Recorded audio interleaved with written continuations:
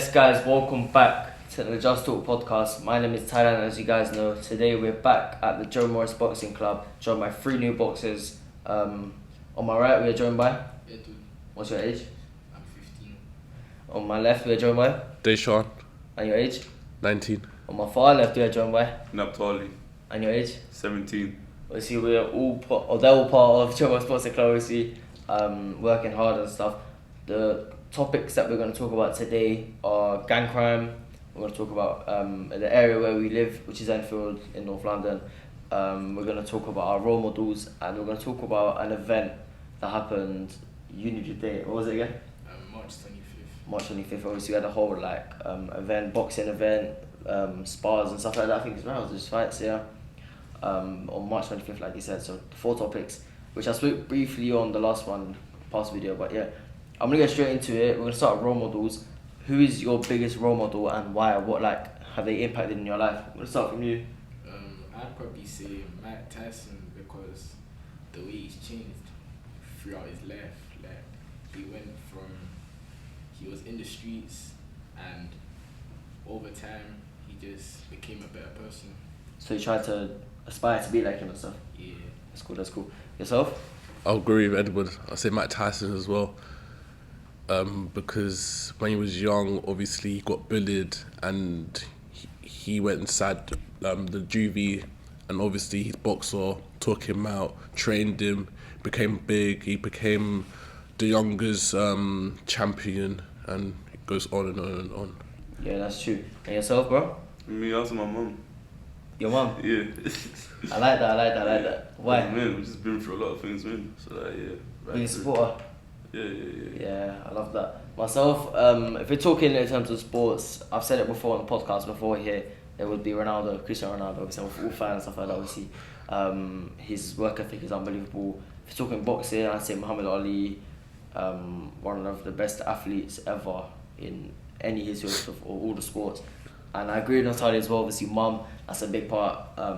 Should always be there. You know what I'm trying to say. So, yeah, it's good to hear from you guys. You have people that you look up to and stuff like that. We're going to talk on gang crime.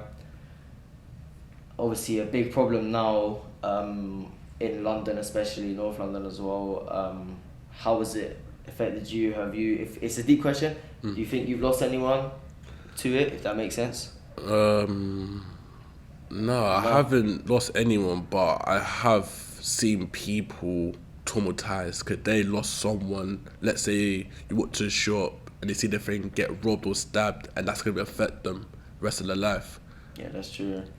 Do you know anyone that's like part of a gang or anything? Yeah. Yeah, you do? Yeah, I know quite a few people. Yeah. Yeah. Yourself? Yeah.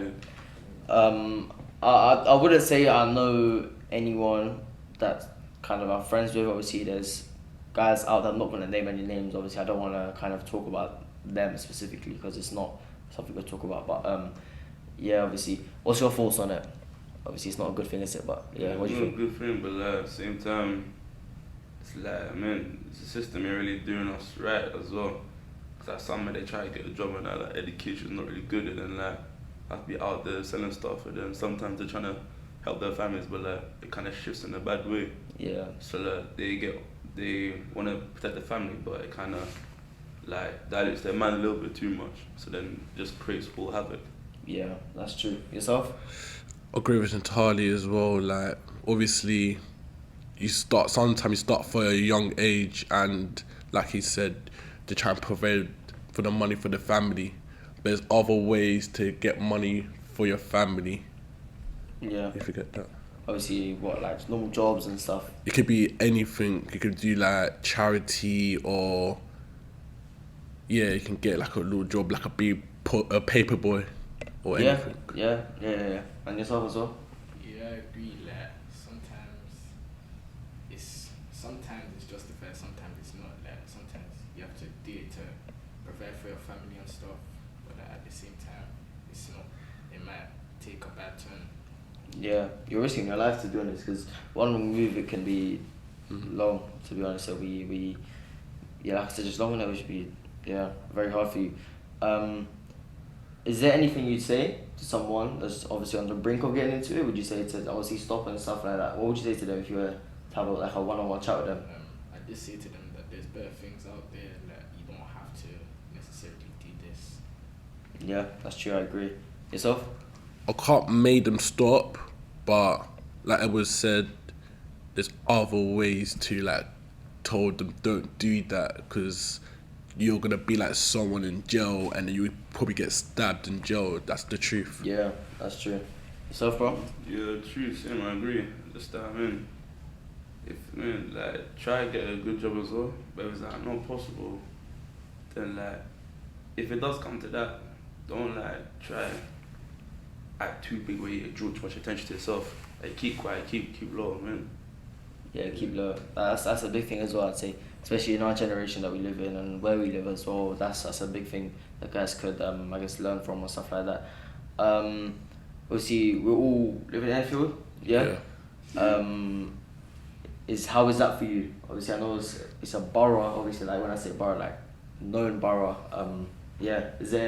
How's it been for you? Obviously, living there.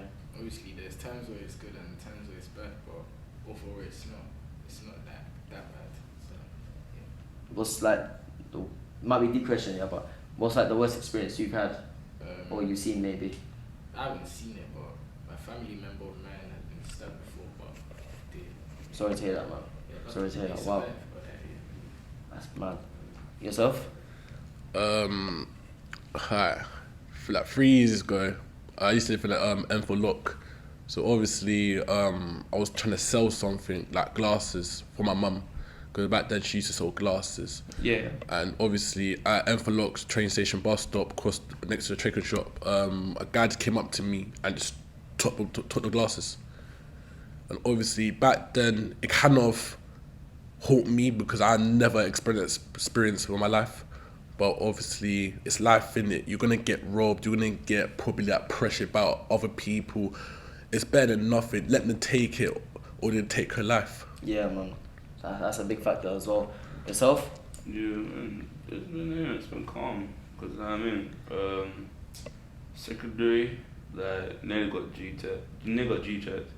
Is it? Yeah, but like, made friends with the guys, and next time I saw him, it was cool and blessed, man. I met other people as well, so like, it's been like up and down. Like, bad things may happen, then it turns good, and then meet new people, so like, kind of like get protection and that. Yeah. So obviously all that's going on, and you were seeing Joe Morris boxing club and stuff. Do you think that's helped you kind of get away from that as well? Yeah, like most of the time I just spend my time here. Like it makes me like active. Like I don't know how to explain. Like, You got something going on? Yeah, instead of doing like other things, I can just be here. That's good. And you got good friends here as well. Yeah. Friends for life and stuff. Obviously, you got Coach Carla again in the background. They wants to hop in and say some stuff late in the video, maybe even now. Yourself, obviously, Joe Morris Boxing Club. You came across it. How did you come across it, and how's it been for you? So obviously last year, I don't know what month, but it was before September. I've been going here for like quite a few months, but I never knew there was a boxing club. So obviously there's another boxer called Nathan. He was boxers here, and he told me there's a boxing here. I said, say what? So obviously he went in the other room. I saw a boxing gym. I was like, cool, I'll give it a go. And then I loved it, and I started coming to Wednesday session with Coach Carla, and she trained me as well, and Coach Kamal. And then ever since, I started coming here, and I love the sport even more. That's sick. Yourself? Obviously, you saw Joe Morris Boxing Club, and how did you find it? Someone recommended it, or did you come across it like what? And how's it helped you as well? Yeah, my sister recommended it to me, and I was like, I'll check it out. So I went there, it was cool, it's nice, man. Yeah, man. It's nice, man. Help, yeah, it has helped, but I'll say it's just like the same, man. Yeah. It's like something chilling, there's something I walk about, man. Like, come boxing, do boxing, help me out, met new people, and then from meeting new people, met other people as well. So like getting more friends, man. Yeah. Your brothers as well. Who would you say is your best mate at the club? Obviously, this is not personal to anyone, but yeah. I love them and respect them equally, but I'd probably say Justin. Justin, I know Justin. He was meant to hop in last week, innit? Yeah. Yeah. He wasn't able to. But hopefully we'll get him on a podcast at some point. Yeah, I want him to. 100%. Yourself, who's your best mate here? That's hard. Look at the time he's working over there. He's like, what was I gonna say? You know what? My best mate, I'll probably say Nathan. The reason why I say The guy who brought it here. yeah. The reason I say Nathan because me and him in sparring, we go at it. So we're friends at the boxing, but inside the boxing, we're not friends, and that's what we like. We go hard, we train hard, and yeah. Oh, you sparred against each other before? Yeah, sparred, yeah. Did you beat him? Let's not talk about that. Yourself? It's hard for him to say it. Let's see.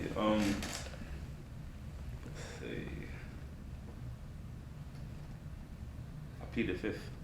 Say that again? I plead the fifth. No. I was joking, but actually to choose one, I Who do say you hang around Sultan. with the most? Who would you say you got on with? Yeah, who'd you get on the most?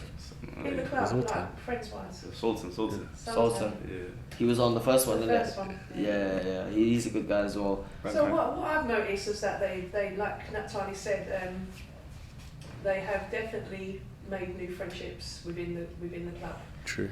Which is really nice to see, because sometimes you get them come together, they know each other from school or outside of school, then they don't give themselves a chance to actually socialise with other members because they come with somebody. But these guys have opened themselves up to each other.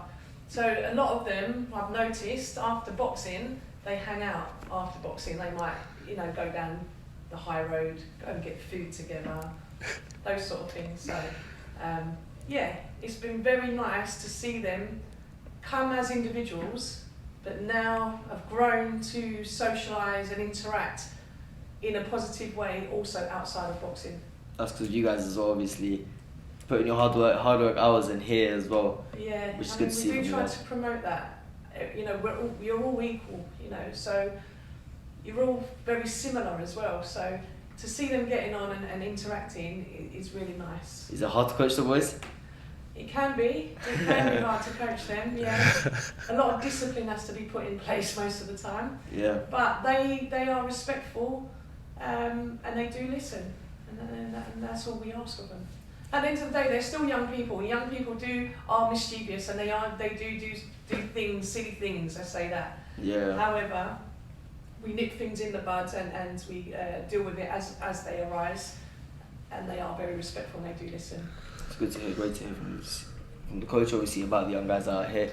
I want to talk about this topic for a bit longer. Obviously, March 25th, like you mentioned at the start of the video, that big event came, the boxing. How was that for you guys? I want to start from you, on my left. Or me? Yeah. Obviously, Coach Carlo and Kamal told all of us gonna have an exhibition for the club, and obviously I trained, and until that day, the 25th, my opponent was... Who was my opponent? Taru. He's a really good boxer, because obviously he's done karate, so he was kind of a hard opponent. Obviously, the first round, the game plan was what me, Carlo, obviously let him let him kind of jam me, or so I could look for options. In the second round, just go to jab him. The third round, let it out, and I must have done. I put my hands behind my back, and I got the point for that. And after that, came out the victory. That's good. How did you celebrate? I jumped to the ropes, and I was like, yeah. I missed that fight, because I was doing the interviews. I wanted to see your fight as well. Yeah. I missed it, man. I was worried about that. What about you? I watched it. Do you want to explain? Yeah. Before the fair, I was composed, I was ready to fair. And then during the fair, because obviously I sparred Roman before, that's the guy for. I sparred him before, and I had a game plan, and that was to be more aggressive, just step in, dodge his punches, throw punches, and then I got the victory. That's good to hear. It must have been a good day for you, though. Obviously, memorable day. Best of your life, or? I wouldn't say best day of my life, but it was a good day. It was a good day. You as well? How was that day for you? Yeah, it was good. I was pretty chill about it, actually. I actually wasn't supposed to be even in the competition in the first place. Actually, because I can't remember why, but I wasn't on the match list board, so I just came to watch.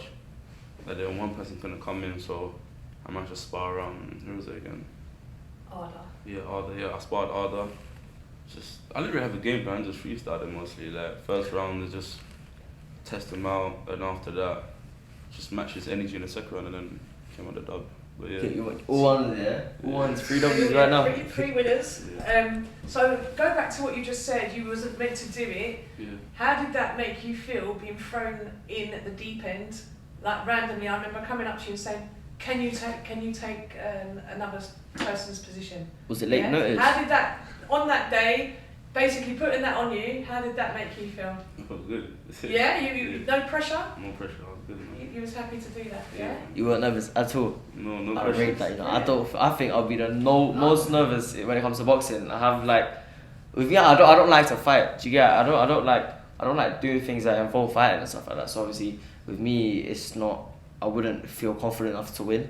Did you get late notice on the day? Did you get told on the day? That's mad. And you still 4-1. Yeah. I think the day before I'd give him a pre-warning, possibly. I think I might have said to you, if he doesn't turn up, yeah? I think that's what I said. But then on the day, I'm assuming that maybe he's yes or no, I'm not sure, because I couldn't make contact. However, it got to a certain time and I had to make a decision, so I just said to him, there and then, on that day, do you want to do it? Otherwise, we'd have to pull that fight out, basically, and cancel that one. But he was just like, yeah, like nothing bothered him. He was like, yeah, that's fine. No That's problem. mad, you know. That's actually sick. I did the interviews on that day. I was the Young Nexus ambassador, as you can see there in that corner. I was quite nervous, you know, doing the interviews. Obviously, it's my first time doing that type of stuff. And doing it with new people as well. I did it with Carla, did it with Kamal, did it with Lisa Marika, did it with you, I think. Yeah. I did it with you? I don't think I did it with you. It was like a behind the scenes one, but it wasn't like a. Oh yeah. I didn't do one with you, did I? No. Nah. Did it with Justin as well, I remember, and Simeon and stuff like that. When the video came out, it was good. I think the way they edited it was nice, and it came out very nice. Obviously, I was quite nervous because obviously I repeated the same questions, but then I didn't know if I was gonna get like the same kind of response by everyone, stuff like that. And now I don't know if you've seen I post on my socials and stuff. I do interviews at school as well, so now it's more comfortable as well as guys that I know for a couple of years now. So yeah, that's about it. Is there any like questions you guys have? So any of us, or obviously any of us, stuff like that. Any of your boxing teammates right now? If you want to ask, intrusive thoughts, stuff like that. Do you think? Where do you see yourself in 10 years' Yeah. time? Do boxing? Yeah. Still? 100%. Still boxing? Pro? Yeah. Yeah, potentially pro. Yeah, That's good. Yourself? In 10 years' time, I do see myself being a champion. And I did say to coach and my mum that I am going to be able to bring the belt back to Enfield. That's my goal. But before I turn pro, before I sign any contract, in my amateurs, I want a belt. That's my goal before I turn pro. If any of you guys get a belt, bring it back to Enfield, you know how much love and recognition you're gonna get. It's gonna be sick. It's not even for the fact you just won. It's obviously Enfield is in its history is not as like a clean type of borough. So obviously it's gonna be good to have someone like a role model like you guys to come in. You guys are really role models to younger people that come in as well, which is good to see. And yourself, what would you say in 10 years? Where do you see yourself? Still doing boxing or what? I won't say still doing it, probably like training or something still. I wouldn't really take boxing serious. I just do it as a hobby mostly. So what's your like main passion then? If that makes sense. If it's not boxing that you can go pro, let's say, what would you want to take professionally and stuff like that? See, I don't really football. I probably just might just chill out and just vibe, man. Just get a job or something, man. Yeah. Alright, cool. That's good to hear. What about you? Me? Ooh, wow. Someone's asked me in 10 years. Well, obviously, I work with Blanco Activities up on there, and I'm a coach for the young kids. Right. So it's either still doing a podcast, hopefully footballer. To be honest, obviously, chances are getting slimmer each day. Obviously, it's 1 in like a million or something like that you make it, which is mad. Or just doing coaching. black belt activities, they're helping me do my coaching license and stuff like that as well. So if I do like get my level 1s, level 2s and stuff, so that would be good. Khalid, do you want to come on and say anything? Up to you. If you don't want to, I'm not going to force it. I don't know what else to say. Is that it, yeah? Yeah. Alright, cool. The times for the boxing club every day will be in the description. It has been for each video. Do you want to say your name and your age one more time before we call it? I'm Edward and I'm 15. I'm Daeshaun, I'm 19. I'm Naphtali, I'm 17. So I want to thank you guys for hopping on. Thank you for obviously sorting it out for me. My social will be in the description, stuff like that. Everyone's social will be in the description. Hope you guys enjoyed, and we'll see you on the next episode.